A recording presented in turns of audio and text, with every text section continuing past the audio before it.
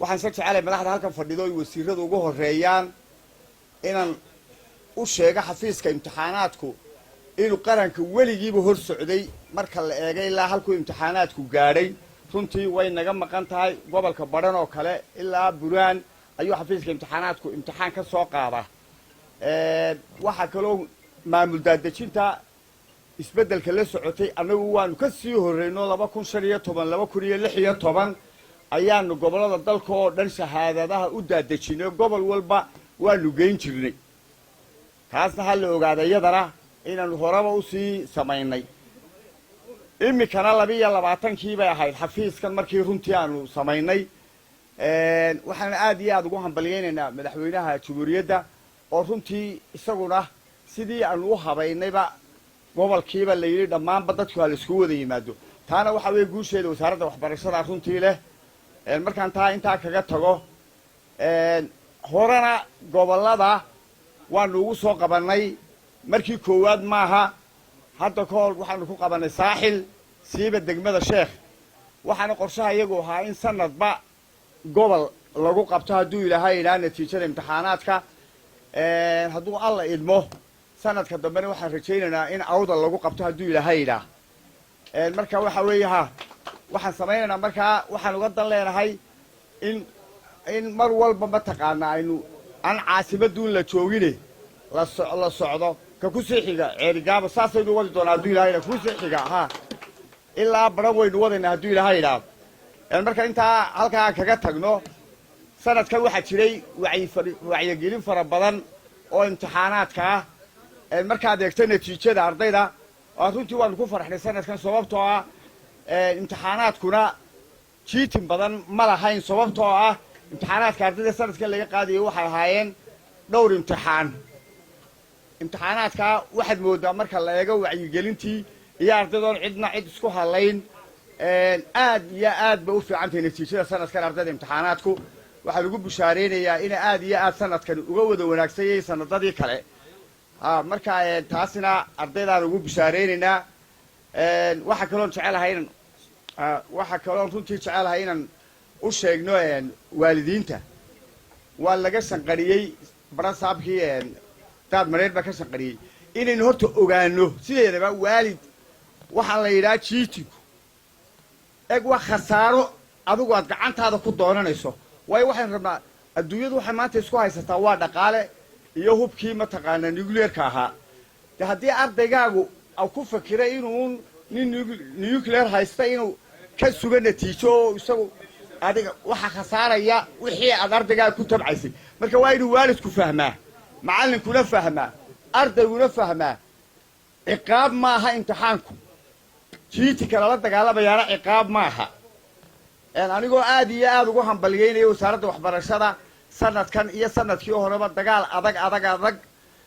aan la gallay la dagaalanka jiitinka runtii iyo deganaanshaha imtixaanaadka waxaan horta waa wax iska international adduunyado dhan buu ka dhacaa laakiin marnaba aad faa'iido kuma le ardayow ogow ardayga faa'iidow ma leh waalidkana faa'iidow ma leh waxaad ogaataan waalidkow weligaa ha ku farxin iminka waxa weeye anigu intaasoo sanado badan baan xafiiska imtixaanaadka joogay inamadaydu haddaan ogay inuu jiitinku faa'iido leeyahay haddana dee ilaahay ka baqayn star waa wada siin lahaa laakiin dee waxa ka fiican inoo toori la dhaca haddaan star siiyo waxba lama qaybsan karaan qayrkood horta jiitinkan haddii lagu siiyo jiiti oo lagaaga soo shaqeeyo ha ku farxin faa'iido ma leh waayo berri jaamacadda ma wadi kartid dorabawt baad noqonaysaa marka waxaynu u baahanay aqoon-yahanada dalka madaxa dalku ay wasiiradu uga horeeyaan waalidiinta inaynu horta ogaano waxaan la yidhaha jiitinku inuu yahay khasaare hogoogan adigoo isgawracaya adigiibaa isgawracaya markaad ilmahaaga ama lacag ku bixisid in loo qisho eeg shahaadadan hadduu soo qaato shahaadadii hadli mayso scholarship buu wasiiradu siiyeen waxaa la yidhi inankaas star buu haystaa scholarship ama taiwan ha loo diro ama etoobiya ha loo diro ama meel kasta ha loo diro jaamacaddii ma shahaadadii baa ka shaqayn wuxuu simisterka koowaadba waa lagu yeelanayaa rigsam marka dambe waa la soo eriya marka micnaha waa maxay waxaan jecelahay inay waalidku ku baraarugaan iyo ardayduba maaha faa'iido star toobal caara ah وحكفي عن ديدة أنا أقول له رحي أقول له وي ديدة راسو إلهي كوبر كينيا وأنا الددالسة كام عاد واسكر فنسا لكنك إيه استارك إرجسنا هيستي ويج متشوجيو أنت عسنا ود الدارك جودون لأن مر والعرضين يو والسك قلا وحكوا يفكر علينا أنه شهادة دا جروينا هيوم بان لو ترى إن تان قاعد له وحبا ترى ما يستاسي هدي أنا أقول تيدي وذن وحنا نكون سومالي لاند marka dib loogu noqday ilaa waqtiga Ingiriiska Afrikadan bari oo dhan waxa hogaamin jirtay Soomaaliland tacliinta haddaad imika Google-ka gashid had iyo jeer ardayda Soomaaliland baa hogaamin jirtay sidii baan rabnaa inaan noqono marka waxaan jecelahay saxaafad aqoonyahan inaan loo kala harin imika waxa lagu faanaa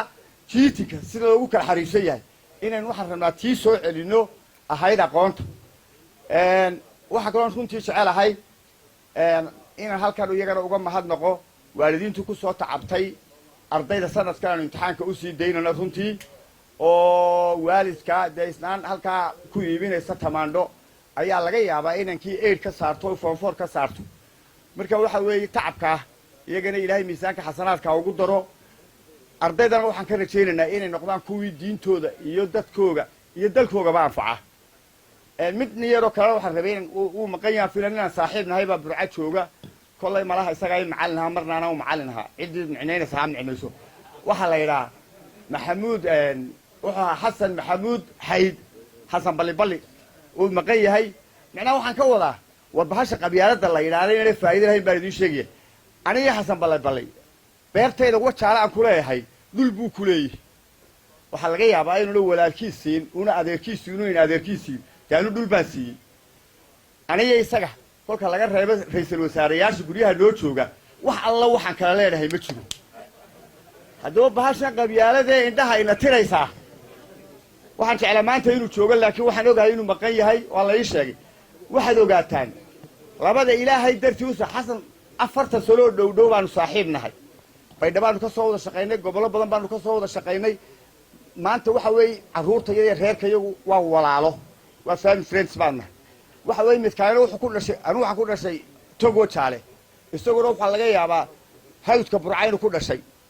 tababarkii macallimiinta iskuulka ay horeeyay 1975 ilaa yoomuna hada waxa laga yaabaa walaalka inaan maanta isaga ka kalsoonaa haday baahay qabato wuxuu xasan hayo isna waa saasi leeg marka mid aan waxaan rabaa dhalinyarada daayarta oo imika bahashii meel walba way gaadhay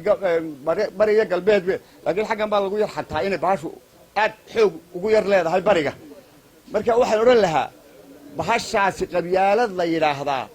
wax alla waxay tartaa ma jirto in ilaahay dartii loo saaxiibo oo ilaahay dartii wax la isku taro ayay ka waxtar badanaysaa intaasina waa iga dardaaran ilaahayna waxaan ka baryaynaa inuu madar khayr qaba oo barwaaqa ina siiyo qolada saxaafadana waxa oran lahaa waxa weeye haddii imika dad dagaalamaya haddaad tiraahid adigu hataa waxba adigu hataa tiraahid ku dhufo